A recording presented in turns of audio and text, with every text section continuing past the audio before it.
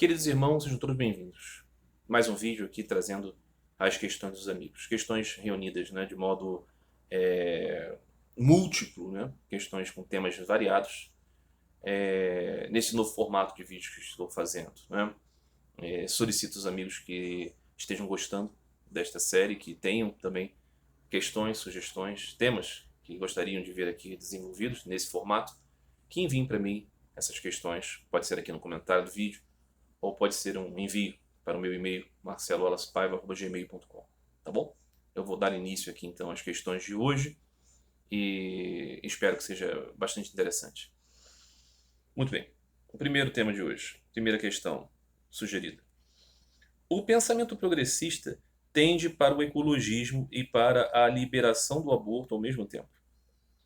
Como pode existir coerência em se preocupar tanto com a vida dos animais, das árvores, e ao mesmo tempo se desprezar a vida de seres humanos que não podem se defender?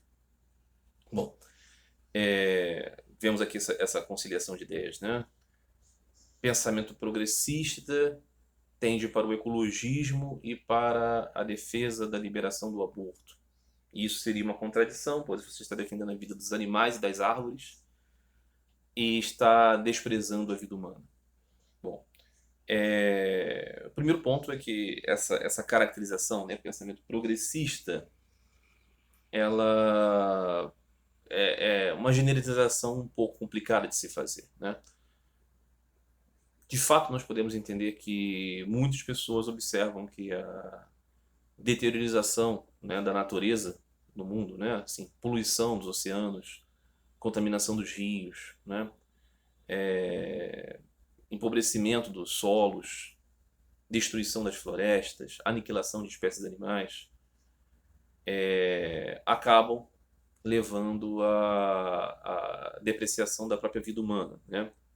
Modificação do clima e, assim, prejuízo na qualidade dos nossos alimentos, do ar que respiramos, surgimento de doenças, não é?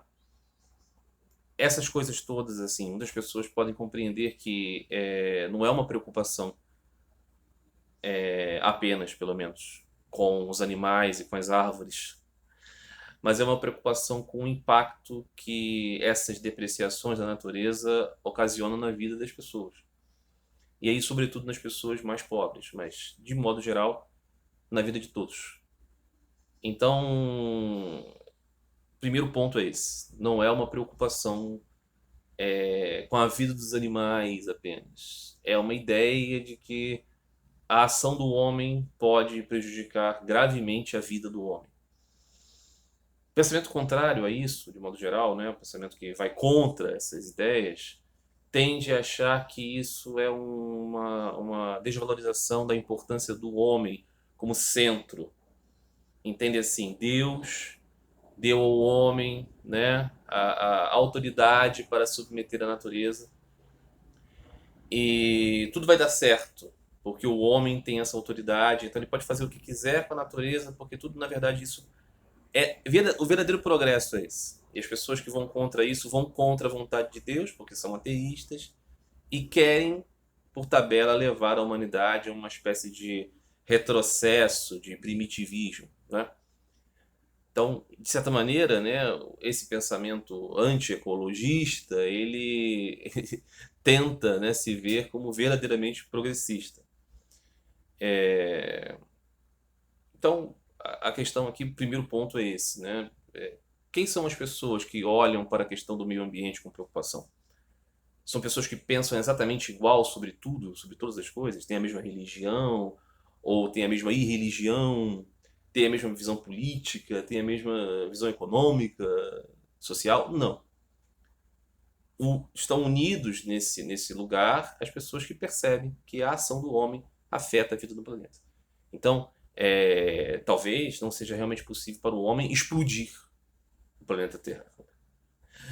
Mas o homem pode prejudicar muito a vida no planeta. E, assim, é uma questão de você olhar para as coisas e perceber, eu quero viver pior ou melhor. Então, eu preciso cuidar deste lugar onde eu vivo, não é? Para que o ar seja melhor, para que a água seja melhor, para que os alimentos sejam mais saudáveis, para que o clima seja mais agradável, não é? Existem muitas discussões a respeito do clima, se de fato o ser humano pode, através das suas atitudes, influenciar diretamente no clima. Mas nós sabemos de muitas condições, não é, complementares que, evidentemente, pela ação do homem, modificam características da natureza do mundo físico. Não é? Então, esse é o primeiro ponto. Aí vem a questão do aborto. Não é? É um pouco simplificador dizer que todas as pessoas que se preocupam com ecologia vão ser a favor da descriminalização do aborto. Não, definitivamente não. Definitivamente. Existem pessoas que entendem o problema ecológico e que são contra, por exemplo, o aborto. Justamente porque entendem que no aborto você está ceifando uma vida, não é? Uma vida humana nos seus primeiros estágios de desenvolvimento está sendo eliminada. E isso, para muitas pessoas, é completamente inconcebível. Para pessoas, inclusive, que defendem a preocupação com as questões ecológicas. Então, essa combinação é uma forçação de barra. Não é? Existem pessoas que são a favor da descriminalização do aborto em graus variados. Existem pessoas que defendem, por exemplo, que a lei brasileira está correta, ou seja, mulheres que foram violentadas, né, quando se percebe que o desenvolvimento do feto não vai dar em vida, quando há risco para a mãe. Nesses casos, o aborto, até uma determinada época, deve ser permitido. E essas pessoas, muitas delas, não aceitam que mais liberalizações aconteçam para além desses parâmetros. Então nós temos aqui, por exemplo, uma matiz, né? Compreender que o aborto pode ser realizado em alguns casos extraordinários e que nesses casos, ainda que haja aqui também eliminação de uma vida, essa eliminação de uma vida acaba sendo um mal menor em virtude dos outros prejuízos, não é? Sempre muito discutido, sempre muito questionável, mas aqui nós vemos que a questão não é tão simples assim como juntar tudo num grupo só. Você tem ali os ecologistas abortistas versus os anti-aborto e que não se preocupam com ecologia. Não pode ser considerado assim, dessa maneira, né? Então, parte aqui de uma visão preconceituosa, simplificadora e que tende a fazer essa, né, polarização entre ateus, adoradores da árvore versus teístas, cristãos que protegem a vida. Não. Então, contradição mesmo existe entre aquele que defende a pena de morte e é contra o aborto. Esse sim, esse está bastante contraditório. E existem pessoas que pensam assim em muitos segmentos. Eu não vou aqui também generalizar e dizer assim, não, são esses aqui. Não. De modo comum, né, as pessoas que são muito pró-vida e que defendem, então, a proibição de qualquer forma de aborto, na maioria das vezes não são tão entusiasmados pela causa da defesa, por exemplo, né, serem contrários à pena de morte. Às vezes você vê até uma certa leniência. A pessoa pode até não defender a pena de morte, mas se há, por exemplo, uma chacina no presídio, a pessoa fala, que bom. Aí você vê que o entusiasmo pela defesa da vida não é tão intenso assim, né? Enfim, mas eu discordo dessa percepção aqui do amigo. Acho simplificadora e não se trata disso. É possível você defender a vida de modo amplo e nisso necessariamente você vai se preocupar com a vida natural desse planeta. Segunda questão de hoje. Como a perspectiva vedântica lida com a comunicação com os mortos? Ponto central da doutrina espírita. Isso é reconhecido como possível ou é incompatível com a lógica do Vedanta? E sendo possível, é recomendado? Interessante. De fato, a doutrina dos espíritos, como chamada aquela filosofia e religião concebida pelo Allan Kardec, tem como ponto fundamental a ideia de que os vivos podem se comunicar com os mortos, o espírito das pessoas que faleceram. Na verdade, o espiritismo se fundamenta nisso, não é? Foi a comunicação desses espíritos que deu a Kardec as chaves dessa filosofia. ou aquilo que Kardec considerava ser a comunicação com os espíritos, que ele dizia ser a comunicação com os espíritos, né? E os espíritos defendem a existência dessa modalidade de comunicação através da mediunidade, de muitas maneiras, né? A psicografia, a audição, enfim, muitos modos. Esse amigo pergunta se isso está contemplado na perspectiva do Vedanta. Vedanta são muitas escolas, né? Vedanta é aquela filosofia baseada, né, nos Brahma Sutras, né, nos Upanishads e no Bhagavad Gita. E existem muitas escolas interpretativas do Vedanta, porque tiveram muitos comentaristas desse cânone triplo que formaram, então, assim, linhagens do Vedanta, né? Você tem o Advaita Vedanta, o Vishishta Advaita, você tem o Dvaita, você tem variantes, mesclas, né, dessas escolas. Mas em todas elas não existe, né, essa questão da comunicação com os mortos. Por quê? Porque aqui é importante destacar uma diferença fundamental, né, entre a concepção do espiritismo a respeito do espírito e a concepção vedântica a respeito do espírito. Então, o espiritismo, por ser muito influenciado pelo pensamento ocidental, cristão, grava muito, né, essa questão da personalidade. Então, nós vemos, né, que no Livro dos Espíritos, Kardec conversa com Luís de França, rei da França, né? Morreu há muito tempo atrás, e com outras personalidades, né? Platão, enfim, que guardaram ali, depois de séculos, décadas, a sua identidade se comunicando ali. Isso, na perspectiva do Vedanta, é um pouquinho sem cabimento, não é? Essas nossas identidades aqui, nome, corpo, personalidade, elas são muito transitórias, não é? Eu, Marcelo, estou aqui, vivendo aqui. Então, daqui a algum tempo vou morrer. O que continua existindo? Aquilo que anima o Marcelo. Mas o Marcelo acaba. O Marcelo desaparece. Por quê? Porque o mundo mesmo do Marcelo desaparece, né? As circunstâncias, né, que conformaram esse Marcelo são muito acidentais. Então, no Vedanta não vai se valorizar muito isso, né? Assim, eu perdi o meu ente querido, eu quero continuar me comunicando com ele. A relação que eu tenho com o meu ente querido, ela é transitória. Aconteceu aqui enquanto estamos aqui nessa peça. Acabou, é como um ator, ele não fica preso a um único personagem, ele continua seguindo. O espiritismo tem um pouco de apego a essa questão, né? Então existe toda essa ideia de vínculo com a identidade temporária aqui. E é por isso que se estimula tanto no espiritismo essa coisa da comunicação com os mortos, não é? E a ideia espírita é basicamente essa, de que isso é tão simples quanto a comunicação aqui, basta que você tenha os elementos, né? No caso, a mediunidade.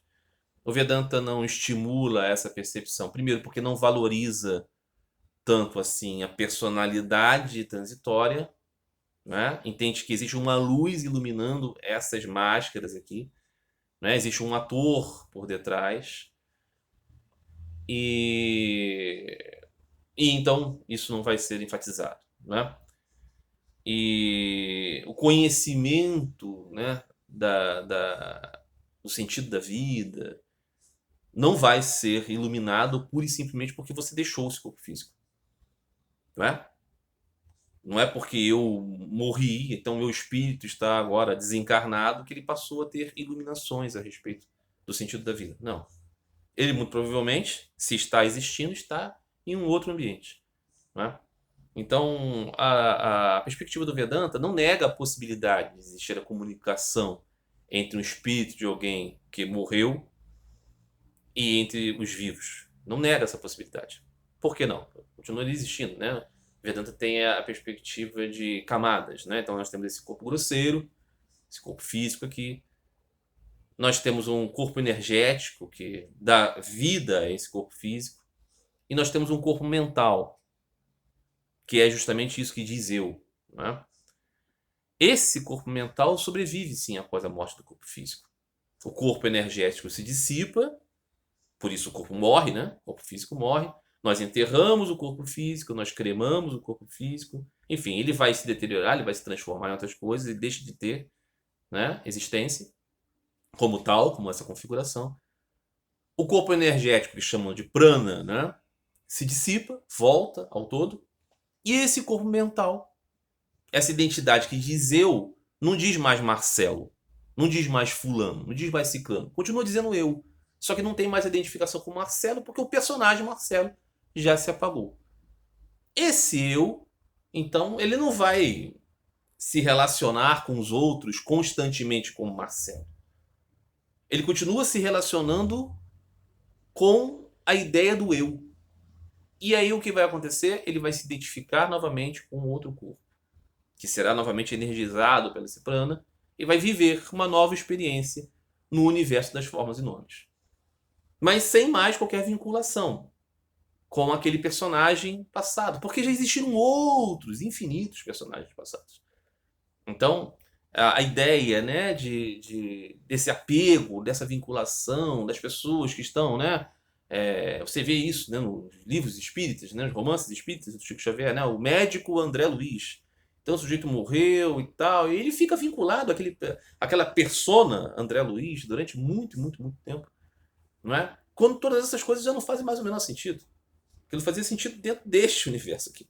Então a perspectiva do Vedanta não vai abarcar esta contemplação, que é uma característica importantíssima da doutrina espírita. Então, ela não aponta para esse caminho porque as ênfases são diferentes, ela não nega a possibilidade, mas não incentiva de modo algum que alguém se reúna numa mesa espírita para falar com pessoas desencarnadas e nem vai incentivar a compreensão do que fomos em outras vidas, porque isso é verdadeiramente sem nenhuma importância. Não é? O importante é você identificar que o seu verdadeiro eu não são essas pessoas aqui. Essa é a ênfase diferente, né, do Vedanta em relação ao Espiritismo. Por isso esses assuntos não se casam muito. Né? Vamos ver aqui mais uma questão. Você já disse que hoje se percebe grato às pessoas do clero da Igreja Ortodoxa que lhe fizeram deixar de congregar nela. Você voltou então a ser amigo dessas pessoas e se relaciona com elas? Muito bem. Eu deixei de frequentar a Igreja Ortodoxa no ano de 2017, março de 2017, né? 18 de março de 2017, houve uma reunião na missão da Proteção da Mãe de Deus, da qual eu fazia parte, a missão qual eu fundei, qual eu pedi ao bispo para ser fundada, e foi fundada. E ali houve uma resolução de finalização daquela atividade. E eu, a partir daquele momento, comuniquei ao vigário da Igreja Ortodoxa que não iria mais participar dos ritos, enfim, ia me distanciar. Eu pedi a ele, naquele dia mesmo, antes da reunião começar, o meu desligamento do próprio diaconato, que ele comunicasse isso ao bispo, mas ele me pediu para ter um pouco de paciência e para guardar assim uma licença, ou seja, que eu ficasse licenciado um tempo, né? Já estava ali servindo há 6 anos como diácono sem nunca ter tirado férias. Ele falou: aproveite esse tempo para dar uma distanciada disso e depois a gente conversa. E aí passou o tempo, aquilo foi no início da quaresma, né? O final da quaresma, da Páscoa. Eu voltei novamente a entrar em contato com a igreja, solicitando, né, na verdade, naquele momento eu pedi transferência para uma outra jurisdição. E depois de algum tempo pedi novamente para não ser mais incluído, né, no clero da Igreja Ortodoxa e tudo mais. Coisa que a igreja não aceitou. Então, até o presente momento para a igreja, eu ainda estou contado lá como um clérigo que se nega a servir. Né? Mas o que acontece?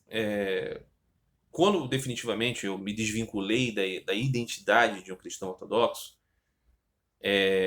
isso foi posterior àquele meu desentendimento com as pessoas. Né? Eu havia me desentendido com pessoas que eu achei que agiam de modo muito errado, muito desonesto comigo, e me desvinculei daquela associação de pessoas, mas ainda guardava a ideia de que eu podia pertencer à fé ortodoxa. Foi com o passar do tempo, breve tempo, eu fui entender que não, tinha aquele problema pessoal com as pessoas que agiram mal comigo, mas também existia uma compreensão de que não existia mais conexão entre a minha crença, as minhas crenças, minha concepção, né, do sumo bonum da fé, com aquilo que a Igreja Ortodoxa concebia. E aí sim se deu o desenlace completo. Eu sou sim grato àquelas pessoas porque foi a partir daquele rompimento, daquele desgaste, que me foi possível me distanciar um pouco e poder olhar de fora a situação geral da Igreja Ortodoxa, da sua atividade no mundo e das suas próprias concepções de fé, e nisso se desenvolveu em mim uma capacidade de modificar parâmetros, paradigmas. Se não tivesse acontecido aquele desgaste, aquele mal-estar, muito provavelmente eu não teria sido levado a desenvolver certas perspectivas, e eu talvez estivesse ainda hoje na Igreja Ortodoxa. Que para mim, só de pensar nisso me causa um calafrio. Não é? Assim, pensar que hoje eu poderia estar ainda na Igreja Ortodoxa tendo que contemporizar todas as coisas que hoje eu percebo como absurdas, né? Agora estaria essa guerra da invasão da Rússia abençoada pelo Patriarcado de Moscou, e eu deveria estar dizendo agora algo como: veja bem, precisamos compreender a complexidade das coisas. Eu não sei se eu estaria no meio dessa sujeira. Talvez. Sabe por que talvez? Porque o nosso apego é muito grande às coisas. Então eu tinha um apego muito grande ao meu lugar na Igreja Ortodoxa, aquela comunidade. Aquilo era a minha vida, aquilo era a minha identidade, era como eu me via. Então, eu não sei, de repente eu poderia ter despertado de outras maneiras, mas aquele choque, aquela crise toda, me permitiu uma possibilidade de arejamento das coisas que eu tenho que ser grato. Então eu sou muitíssimo grato mesmo àquelas pessoas, né? Ao presbítero, ao arcipreste, ao bispo, por todas as suas ações, omissões, enfim, atitudes nem um pouco, né, assim, recomendáveis, mas que permitiram essa possibilidade. Então, é nesse sentido, sim, eu sou grato a eles. Mas esse amigo pergunta, né, se eu então desenvolvo com eles uma relação de amizade hoje em dia, Não, claro que não. Por quê? Porque eu sou grato às consequências daquele desenvolvimento. Mas ainda assim, foi uma situação de ruptura de relacionamento, sem dúvida nenhuma, de confiança. Em um dado momento, eu lembro de ter falado com um bispo, né, numa videoconferência, eu dizia: eu não posso mais, né, conviver com essa pessoa, com o presbítero e tudo mais, porque não tenho mais confiança. Ele me perguntou: você odeia essa pessoa? Eu falei: não, não se trata de odiar, se trata de não poder mais, com sinceridade, compartilhar do mesmo cálice, né? Ter uma relação necessariamente de confiança. Me confessavam com aquela pessoa, não dá mais para ser assim, não é? Então, não, o relacionamento humano, pessoal, não existe mais. Mas eu digo para vocês que aquela mágoa, aquele sentimento assim de tristeza, isso não existe também mais. Eu penso nessas pessoas assim como penso nessas pessoas, incluindo o Marcelo, o diácono daquela missão, como pessoas de uma outra história. De fato, verdadeiramente. Eu olho para tudo isso e vejo como uma outra vida. Então, é claro que eu não quero participar dessa vida, não tem sentido. Né? Seria uma coisa louca, né? Como se fosse uma viagem no tempo. Não existe mais, já passou. Não é? Não tenho mais mágoa, não tenho, mas não quero conviver também. Não é? É como alguém que foi, por exemplo, né, alguém que viveu um casamento e houve um adultério, por exemplo, no casamento. Aí a pessoa ficou muito chateada, muito triste, se divorciou, passou o tempo, a pessoa lá pediu desculpas e tudo mais, o que não aconteceu aqui nesse caso, porque ninguém me pediu desculpa de nada. Muito pelo contrário, me caluniaram, mentiram, e, enfim, contam mentiras, não assumiram as coisas que fizeram. Mas, digamos, nesse caso, né, pessoas mais dignas aqui, do adúltero, pediu desculpas e tudo mais. A pessoa que foi traída pode até aceitar e esquecer, tudo bem, não faz mais parte da vida dela. Reconstruiu a vida, fez outros relacionamentos, mas não vai voltar, né? A ter uma relação de amizade. Não tem nada a ver, já acabou. Fora também que o meu vínculo com essas pessoas todas era relacionado ao nosso anelo comum com a fé cristã ortodoxa, que eu não tenho mais. Então, não faz nenhum sentido, né? Passou, né? Seguiu a história. É assim, a gente, né, foi criança, foi adolescente, a gente estudou com muita gente, né? Trabalhou com pessoas em vários trabalhos e tal. A grande maioria das pessoas a gente não carrega a vida inteira, né? Às vezes nem lembra do nome e tudo mais, a pessoa também não lembra da gente, passou, outra coisa. É o mesmo com essas pessoas da Igreja Ortodoxa. Eu sou muito grato a Deus pela chave que me foi dada a partir daquela experiência. Mas dessas pessoas eu quero distância. É, muito bem. Outra questão. Você conhece a história da face sagrada de Edessa? Ela sendo real, não confirma a imagem tradicional que temos de Jesus com cabelos longos e barba? E não poderia ser nisso uma imagem para que ainda hoje víssemos Jesus? Ela não corrobora também com a imagem da face de Jesus no Sudário de Turim? Interessante. Só um instante. É, essa questão me remete a algo que eu tenho aqui em mãos. A face sagrada de Edessa. Ícone. Ícone do santo Mandilion. Mandilion é esse pano aqui. Uma palavra grega antiga que significa pano, né? Existe uma versão desse ícone também, né? A face sagrada não feita por mãos humanas, que é chamada de Santo Queramion. É Santo Queramion quando atrás desse pano aqui você tem uma cerâmica. O Queramion é a cerâmica. E é um outro ícone. Muito bem. Este ícone eu pedi para ser escrito por uma menina lá do Paraná, duas irmãs, Fabine e Fabienne, que escreviam ícones na época, e elas me fizeram um ícone da Virgem de Vladimir e esse ícone aqui da face sagrada, não feita por mãos humanas. Muito bonito, né? É a respeito disso que essa pessoa pergunta. Esse ícone foi, né, também um ícone usado no meu casamento e na missão, né, qual eu pedi para o bispo criar, esse aqui era o ícone do iconostácio, o ícone do Cristo. Uma lembrança interessante. Muito bem. Ele pergunta aqui a respeito desse ícone, né? O que ele diz? Se você conhece a história da face sagrada de Edessa. Conheço. Ela sendo real, não confirmaria a imagem tradicional que temos de Jesus com cabelos longos e barba? Bom, muito bem. Primeiro ponto é esse. O que é essa tal face sagrada não feita por mãos humanas? Desse ícone que eu mostrei aqui para vocês agora. É uma história, né? Que foi registrada, né, por Eusébio de Cesareia, muito tempo depois. Teria acontecido o seguinte: nas semanas finais, ali antes da crucificação de Jesus, teria vindo até ele um emissário de um rei, uma cidade distante de Edessa, que teria sabido dos problemas de Jesus com os judeus, veja você.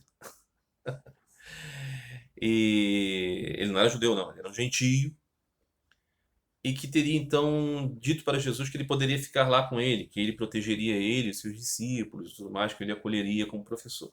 E que ele, aproveitando essa oportunidade, pedia a Jesus também para enviar, para ir lá curá-lo. Ele sofria de lepra.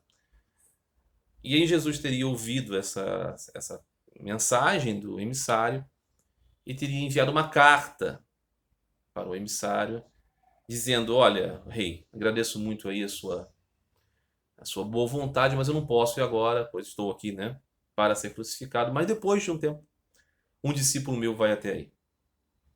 E aí estava Jesus assim, sei lá, lavando o rosto, ele pega uma toalha, passa no rosto e fala: leva. O emissário, quando chegou lá, a toalha que Jesus enxugou o rosto, estava gravado o seu rosto. Então esse pano ficou com a gravação do rosto de Jesus, além da carta. Aí a carta, alguns dizem que o próprio Jesus escreveu, E tem essa imagem, esse pano. E o rei ficou muito satisfeito. E depois de um tempo, um discípulo de Jesus, daqueles 70, né, foi até lá e curou o rei. Curou o rei. E aí o rei colocou essa imagem, né, esse pano, emoldurou o pano e colocou no pórtico da cidade. E durante muito tempo ficou lá. Aí depois, passado algumas gerações, né, o paganismo voltou a viver ali em Edessa. O ícone foi coberto por uma parede. O ícone tinha uma lamparina embaixo. Foi coberto por uma parede. E depois de muito tempo, a cidade voltou a ser cristã. Quando eles tiraram a parede, estava lá o ícone com a lamparina acesa. E gravado na parede, né, de cerâmica, estava gravado a imagem do ícone, espelhada. Né, o tal Santo Queramion vem disso. Esse amigo pergunta, se essa história é real, eu pergunto para ele, essa história é real? A questão é que, segundo consta, o Santo Mandilion e o Santo Queramion ficaram em Bizâncio, né, guardadas lá como uma relíquia. A carta que Eusébio teria visto e o ícone, e que depois, com o saque de Constantinopla pelos cruzados, pelos latinos, isso teria sido levado para o Ocidente. A pergunta que eu faço a esse amigo e a todos é o seguinte: é possível crer que essa história seja verdadeira? Sem contar aqui o aspecto, alguém pode dizer assim, milagre. Cristo quis colocar o seu rosto num pano e gravou lá e levou. É possível que esta imagem do rosto de Cristo gravado num pano não teria sido enormemente conhecida, venerada? Será possível que nós teríamos esse retrato de Jesus Cristo transmitido de modo sagrado e isso não teria sido a peça mais importante da história das devoções cristãs? Não é? Assim como a questão do próprio sudário, do sudário de Turim, não é? Também a história é essa, né? É o pano que cobriu Cristo, ficou em Constantinopla e foi retirado pelo saque dos cruzados. É possível que não existissem registros e mais registros de festas da igreja em torno desses elementos diretamente relacionados com o corpo do Salvador? Que nos desse a face de Jesus. Então, evidentemente, esta imagem aqui é uma imagem artística. Essa imagem aqui não representa nenhum evento verdadeiramente concreto de uma gravação do rosto de Jesus. O que nós temos aqui é todo um significado simbólico. Tudo isso aqui tem um simbolismo, o tamanho da barba, a divisão em duas partes, os olhos, o formato da testa, o ouvido, a boca, tudo isso aqui. O cristograma, tudo isso aqui é uma linguagem simbólica, teológica, concebida séculos depois da existência de Jesus e seus discípulos por uma igreja já litúrgica. Então, assim, não é razoável considerar que Jesus tenha se comunicado com esse emissário de um rei que veio lá sabendo. Não, ninguém soube de Jesus lá de longe, que ele estava sendo perseguido pelos. Não é verdade.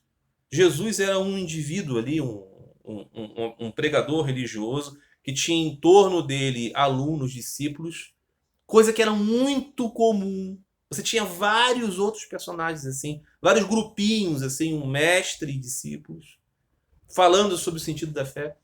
Acontece que Jesus aparentemente era de fato uma pessoa extraordinária e tinha essa taumaturgia, esse poder de cura e atraía as multidões.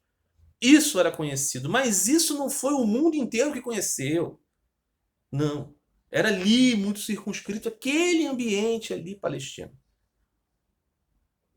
Tanto é assim que no dia do Pentecostes, quando Pedro vai lá falar com aqueles judeus, ele vai falar a respeito daquele Jesus para aqueles indivíduos da diáspora judaica e eles não conheciam aquele evento. Eles não conheciam aquele Jesus.